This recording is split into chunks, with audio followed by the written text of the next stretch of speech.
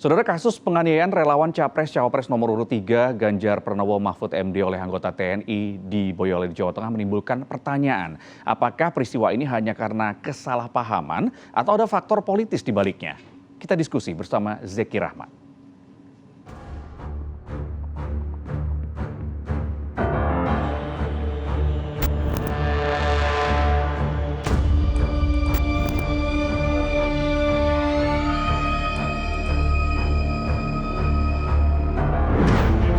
Relawan Ganjar Mahfud dianiaya anggota TNI. Peristiwa ini membuat suhu politik semakin panas jelang pemilu.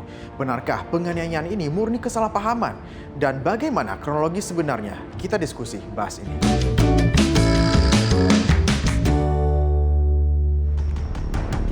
Sabtu 30 Desember 2023, sejumlah relawan yang baru saja mengikuti kampanye Paslon 03 melintas di depan markas Kompi B Yonif Rider 408 Boyolali.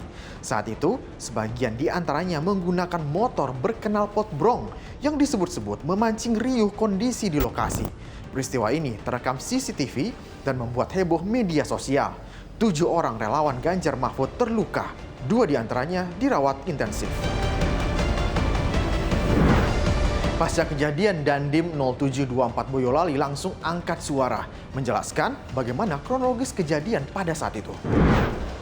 Peristiwa bermula pada hari Sabtu tanggal 30 Desember 2023 tepatnya pukul 11:19 waktu Indonesia bagian Barat di tempat asrama Kompi Senapan B Yonif 408 Subrasta.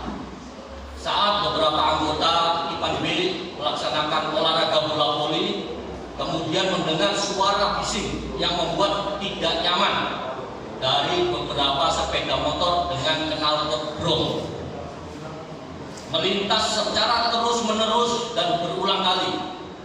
Kemudian beberapa oknum anggota secara spontan keluar dari asrama menuju ke jalan di depan asrama guna mencari sumber suara knalpot brong pengendara motor tersebut.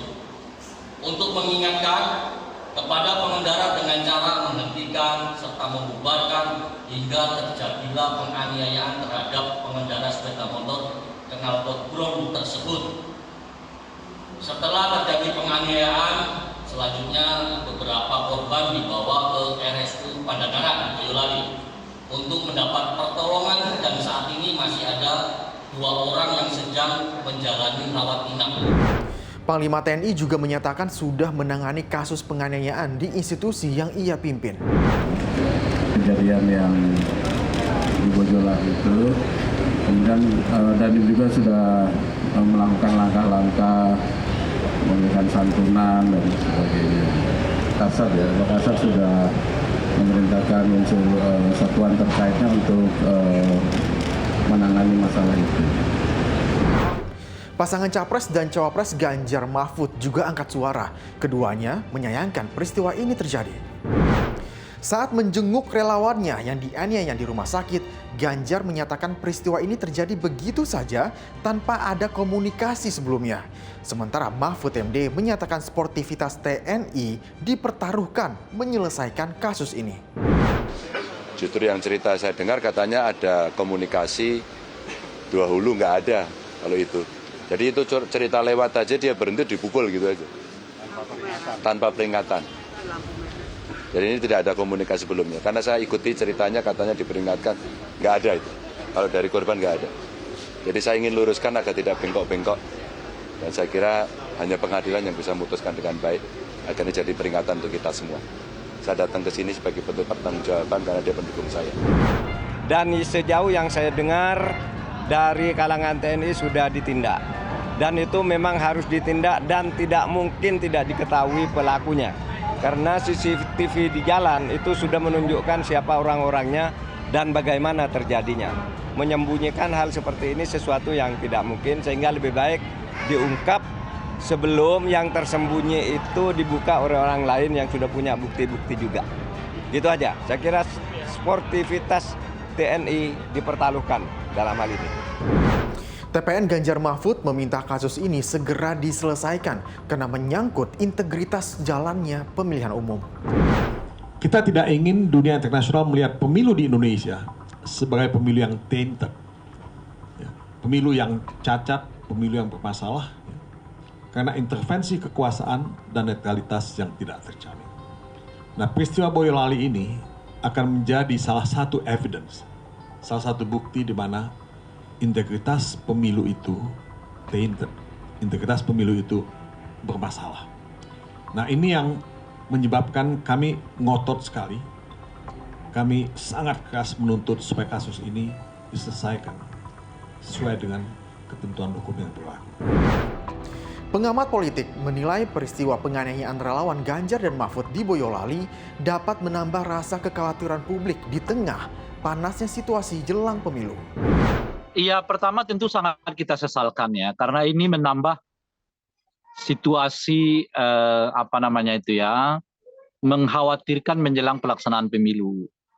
Padahal pelaksanaannya sendiri menurut saya sudah banyak catatan-catatan yang lumayan mengkhawatirkan kan, dari surat suara yang tercoblos ya, pelanggaran pemilu di sana sini, nuansa politik uang yang terlihat marak sekali terjadi begitu ya.